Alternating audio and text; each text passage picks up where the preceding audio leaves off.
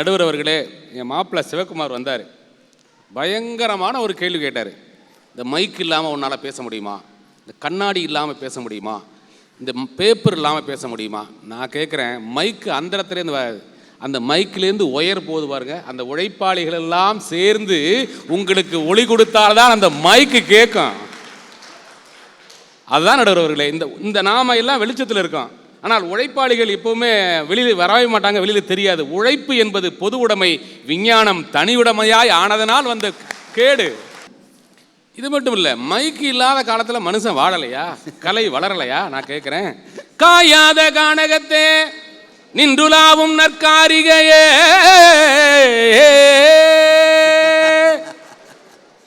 ஏற கட்டில 8 ஊருக்கு கேட்குற மாதிரி பாடி வளர்ந்ததுங்க நம்ம கலை. அப்போ மைக்கு கிடையாது நடுவர் அவர்களே. ஆனால் கலை வளர்ந்தது அந்த உழைப்பாளியின், அந்த பாடகனின், அந்த கலைஞனின் உழைப்பு காரணமே தவிர உங்கள் விஞ்ஞானத்தினால் மட்டும் வளர்ச்சி இல்லை. நான் விஞ்ஞானத்தை வெறுக்கலை. அன்னைக்கெல்லாம் எங்கள் மாரியம்மன் கோயிலில் விளம்பரம் பண்ணுவாங்க. மைக்கெல்லாம் கிடையாது, ஒரு சின்ன மெகா ஃபோன் ஒன்று வச்சுருப்பான். அதுக்கு ஒரு பொடிக்கு விளம்பரம் கொடுப்பாங்க.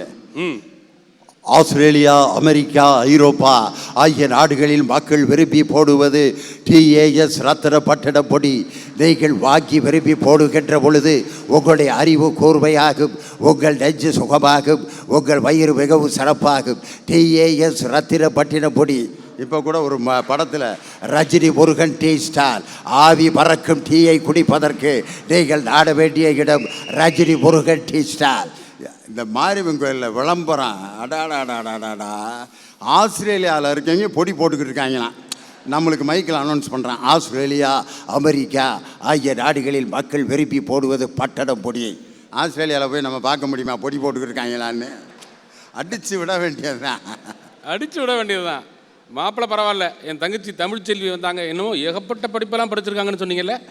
ஏகப்பட்ட படிப்பு படிச்சிருக்காங்க, ஆனால் அறிவியல் அவங்களுக்கே தெரியலன்னு நான் நினைக்கிறேன்.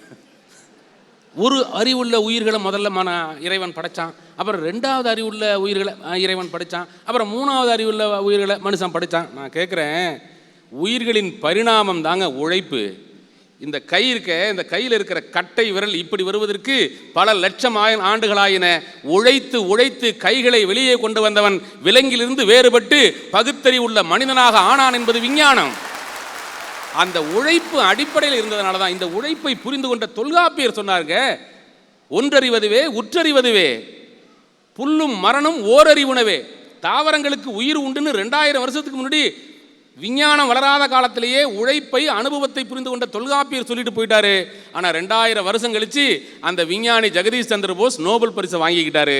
நோபல் பரிசு உண்மையிலேயே கொடுக்கப்பட வேண்டியவர் தொல்காப்பியர். நடுவர்களே, உழைப்புங்கிறது ஒரு தனி சொத்தல்ல, கூட்டு உழைப்பு தான் கூட்டு சொத்து. விஞ்ஞானம் தனியாக ஒருவர் கண்டுபிடித்து விடலாம், ஆனால் அது மக்களுக்கு பயன்படவில்லை என்றால் அது சமூக வளர்ச்சிக்கு பயன்படாது என்பதுதான் உண்மை. இந்த விஞ்ஞானமே கூட்டு உழைப்பு தான். நீங்கள் நல்லா யோசிச்சு பாருங்க. மைக்கு ஒரு அண்ணாலாம் பேசும்போது பார்த்தீங்கன்னா முன்னாடி ஒரு இட்லி மாதிரி வச்சுருப்பாங்க. டெலிவிஷன் எப்படி வந்துச்சு? ரேடியோவுக்கு முன்னாடி வந்துச்சா டெலிவிஷன்? டெலிவிஷனுடைய புள்ள தான் இப்போ வந்திருக்கிற ஃபோனோவிஷன்கிறது. ஒன்று அடுத்தடுத்த வளர்ச்சி. இந்த ஒன்று வளர்றதுக்கு விஞ்ஞானிகள் கொடுத்திருக்கிற உழைப்பு இருக்கே, உங்களுக்கு தெரியும் நடுவர் அவர்களே. மின்சாரத்தை கண்டுபிடித்த தாமஸ் ஆல்வா எடிசன் 1000 பொருள்களை ஆய்வு செய்து கடைசியாக கண்டுபிடிச்சதான் டங்ஸ்டன் இழையில விஞ்ஞானம்ங்கிறது.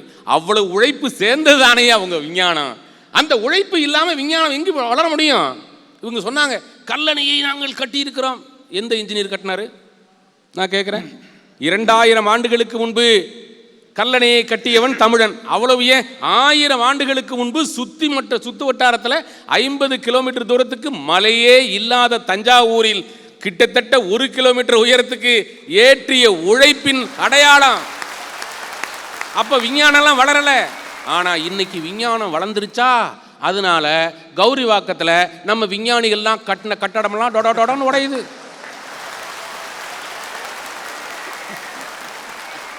நடுவர்களே, உழைப்பை மட்டமாக நினைக்கிற விஞ்ஞானம் உருப்படுமா? நான் கேட்குறேன். இப்போ வந்திருக்கிற விஞ்ஞானம் என்ன சொல்லுது? நீ கருப்பாக இருக்க 6 நாட்களில் சிவப்பழகு. நீங்கள் முகத்திலெல்லாம் பூசிக்கிறது அழகு கிடையாது. அம்மாவோட அன்பான முகத்தை பார்க்கும்போது அதில் 1000 பள்ளம் இருக்கும். ஆனால் அந்த அம்மா மாதிரி அழகு உலகத்தில் உண்டாயா? அப்போ உழைப்பு மதிக்கப்பட எந்த அம்மாவையா சொல்லிட்டு இருக்க? அவங்க அம்மாவை. நான் பெத்த அம்மா உழைச்சி உழைச்சி கண்ணம்லாம் ஓடா போய் பரதாம இருக்கேன். நான் அந்த அம்மாவை தான் சொல்றேன். நடுவர் அவர்களே, நான் உழைக்கிற அம்மான்னு சொல்லிட்டேன். அப்புறம் நீங்க புரிஞ்சுக்கணும்ல. சரி விடுங்க. நான் தெரியாம குறுக்க வந்துட்டேன். நீ சரியா தான் போய்கிட்டு இருக்க பாதையில. நடுவர் அவர்களே, பாரதி பாடினா, உழவுக்கும் தொழிலுக்கும் வந்தனை செய்வோம், வீணில் உண்டுகளி திருப்போரை நிந்தனை செய்வோம். இப்போ என்ன நடக்குது தெரியுமா? உழவுக்கும் தொழிலுக்கும் நிந்தனை செய்து வீணில் உண்டுகளி திருப்போரை வந்தனை செய்து வாழ்வதனால் சமூகம் முன்னேறாமல் இருக்கு.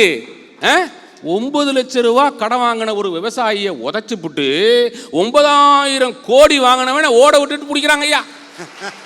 உங்க விஞ்ஞானம் அந்த அளவுக்கு லட்சணத்துல இருக்கு. இதுல அவரு ஃபுல் சூட்ல உட்காந்து டிவிக்கு இன்டர்வியூ கொடுத்துக்கிட்டு இருக்காரு. அவரு நம்பால் செத்து நுரைய கக்கி இங்கே இப்படி படுத்து கிடக்கிறேன். எவ்வளவுடா பாக்கின்னா 2300 ரூபா கட்டலையா? அவர் செத்து வாயில் நுரைய கக்கிட்டு இருக்காரு.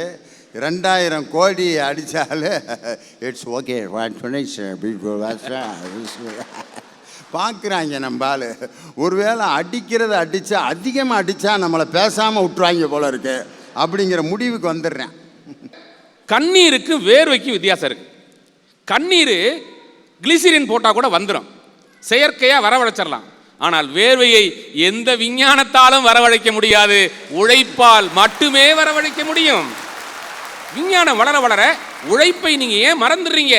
ஒரு கவிஞன் எழுதுனா, 1000 மரங்கள் மரணம், 6 வழி பாதை ஜனனம், அதில் 1000 வாகனம் பயணம், ஒவ்வொரு வாகனத்திலும் ஒரு வசனம், மரம் நடுவீர் மழை பெறுவீர்.